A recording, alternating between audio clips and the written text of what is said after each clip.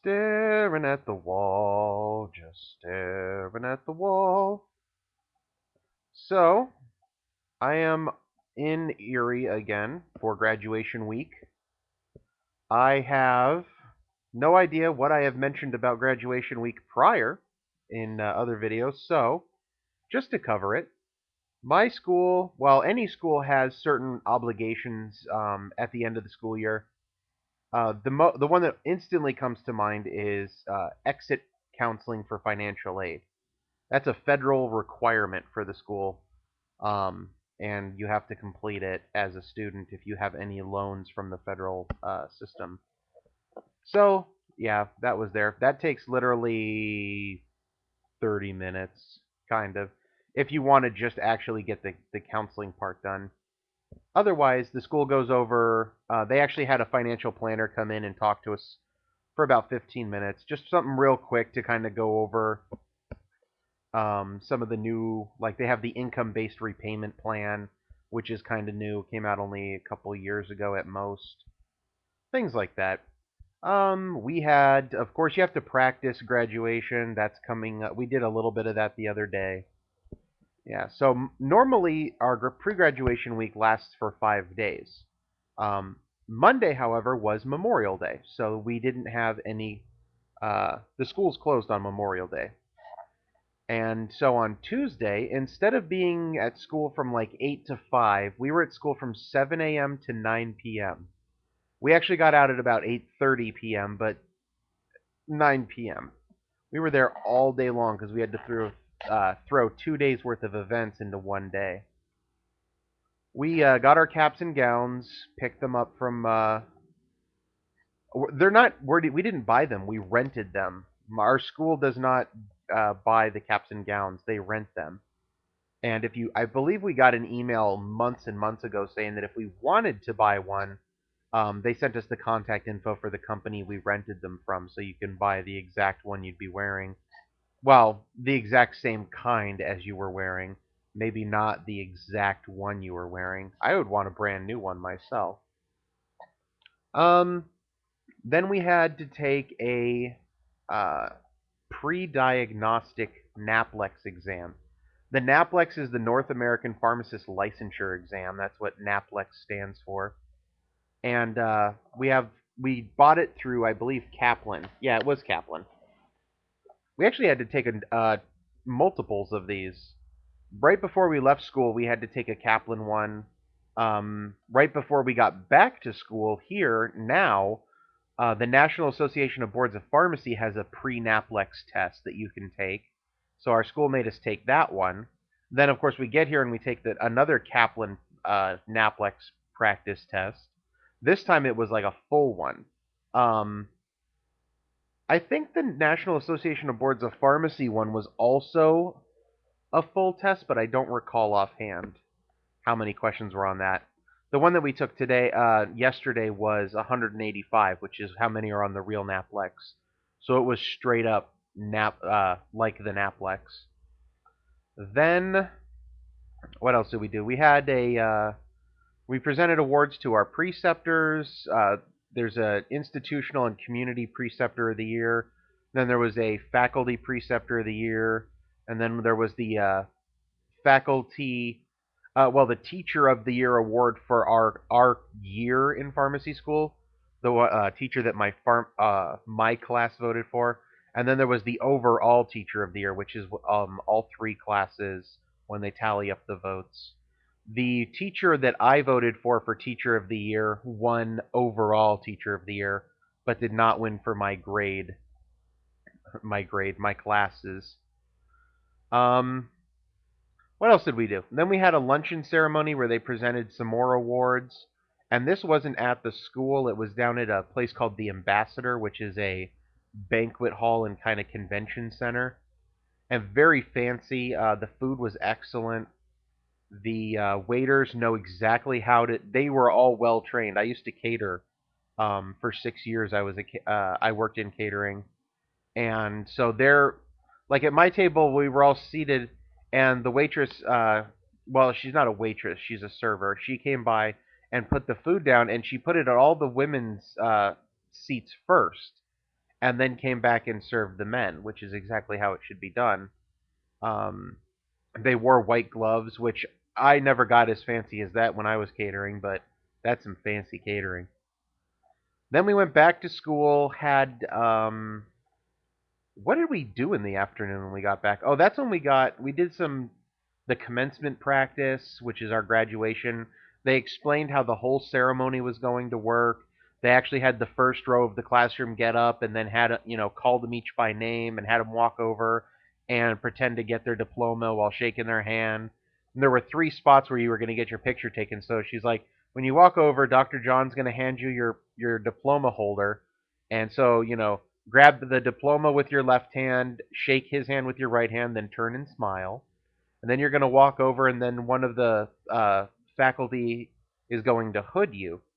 They don't really do it in undergrad. In undergrad, you get. I don't think you get hooded in undergrad. I don't remember. It's been a while. But definitely, like for graduate school and pharmacy school, master's degrees, PhDs, they get an academic hood. Back in the day, you used to wear a set of robes, and they would have a hood on them.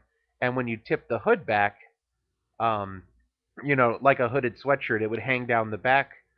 So what they do now is they just have a twisted loop of cloth, and they'll put that over your head, and it'll lay across your chest, displaying a particular color, and then it'll lay down, and then it folds. It goes over your shoulders and down your back, and it looks like you have a hood on your robe, and you've just tossed it back. It's just meant to look like that, but that's the academic hood. Um, and it's a practice. Normally, your faculty members, one of them will be the person who hoods you. You can usually have someone else come up and put your hood on. The only caveat is that the person who hoods you has to have the degree that you are earning, because it's kind of like a laying on of hands or a passing down of something. So you can't, even though someone may mean a lot to you, unless they have your degree, they're not able to give you the hood. We do have someone in my class who has a guest hooder. His brother actually is a pharmacist. So when he comes up, he's going to get his diploma from Dr. John, who's the president of our school. And then his brother is going to come up and give him the hood.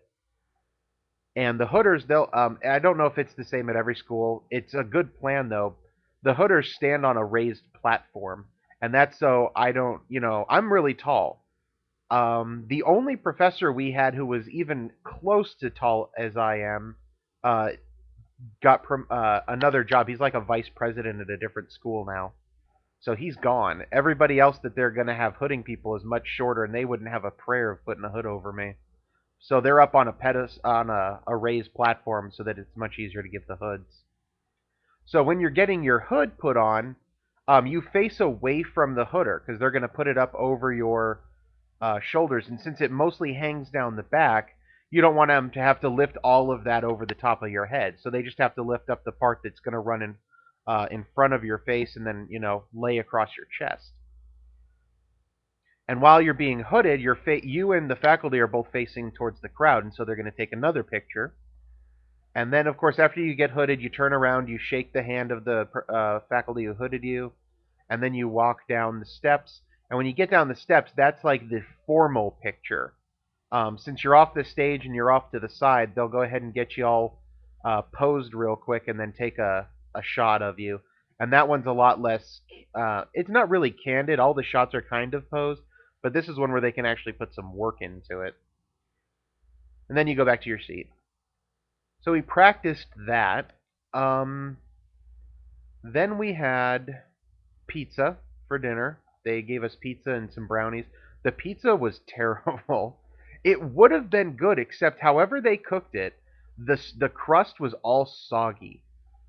I don't know if it was cooked and then left to heat for a long time, or they kind of left it in a big hot box, and so it just got all soggy and humid, but it was gross. On the other hand, there were brownies, and the brownies were really good. I took a bite of it, and it was so rich and moist. It was difficult to chew. It was just all up in the all over your mouth, and it was wonderful. It was great, perfect. Then we went back and spent the next 3 hours going over federal pharmacy law. Now today we came in, and we have what Kaplan. My school buys the Kaplan Review course. So Kaplan, which is, if you're not aware, it's a company, and one of the things it does, and one of the most prominent things it does, is help with standardized tests. So you can get a Kaplan SAT review, a Kaplan GRE review, a Kaplan MCAT or PCAT or DCAT review, the Kaplan licensing exam reviews, all these different reviews for these different standardized tests.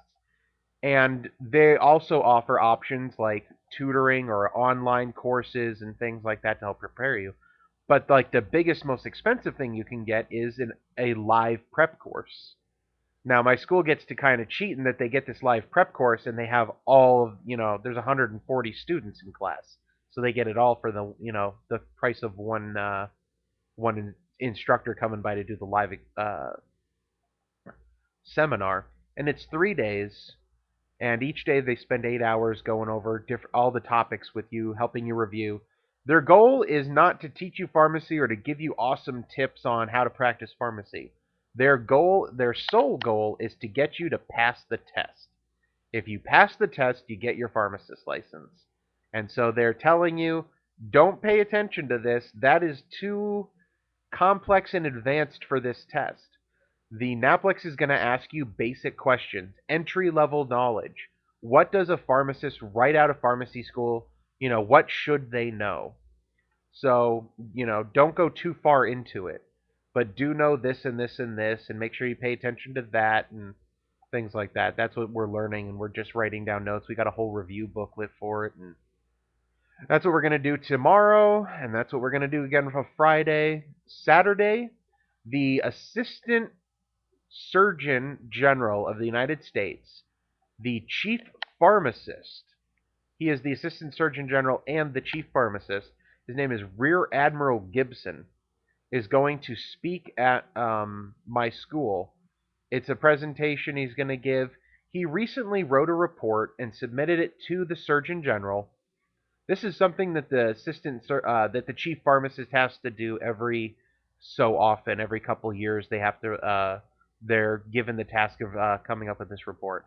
But he had a very well-researched report. There was plenty of hard scientific data backing it up, and it demonstrated that in the best interest of public health, the Surgeon General should advocate to Congress, to Congress and the Centers for Medicare and Medicaid, to change the status of pharmacists to providers, to allow, to recognize, not even allow, to recognize the fact that pharmacists are already providing health services that have a positive impact on health outcomes for these patient populations, but because they lack provider status, they are unable to bill for them.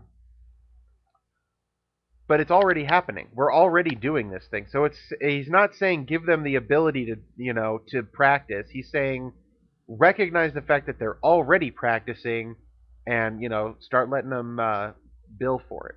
Billing for it's a very important thing because while plenty of pharmacists would love to do it, we would all be doing it for free. We can't bill, so there's no way for us to get paid, no way for us to make a living in doing so. So as soon as they let us, we will. We'll be overjoyed to. He's going to come by and he's most likely going to talk about that, and then he's going to solicit opinions from us since we're pharmacy students, and we're going to be, entering into practice. We're graduating literally the next day, so he's going to, it's going to be a discussion in that sense. And then in a total coup, because this report just came out a couple months ago, and it has been huge in the pharmacy world. When the American Pharmacists Association held its annual meeting in March in New Orleans, which I wish I could have gone to, but I was in the middle of New Mexico, Rear Admiral Gibson was the keynote speaker. He was the man that the pharmacy organization invited to deliver the speech at the conference that they have every year. So he's going to come speak at my school, and then the next day during graduation, he's our commencement speaker as well. So we're going to get to hear him speak at our graduation, and it's going to be pretty awesome. And then, of course, we graduate. My relatives from Buffalo are coming down, and then after the graduation, we're going to go out to eat somewhere. And then Monday night, I will be back in Arizona. Hooray. And then I can start, continue my search for housing so I can move to Florida. And I promise you, internet access, and not just internet access. Like I could get on the internet technically when I was in Dallas. No, I mean like decent access to the internet is one of my top priorities in getting a place in Florida. I can put up with a whole lot when it comes to where I live. I lived in 2 different projects in New York City. I can deal with that. I need a mattress and a desk, and I can live. I don't even need a refrigerator. I can totally live on peanut butter and loaves of bread. I will do this for you. But I need internet access. There's just my job alone, just pharmacy school, just rotations. I needed so much access to the internet, it was not even funny to be so limited. But anyway, we'll talk about that later. Until next time, wow, how long? Wow, 17 minutes. I've been talking and talking and talking. Well, and now I just messed up where I'm going here with the mouse. Okay, go back down here. Until next time, bye bye.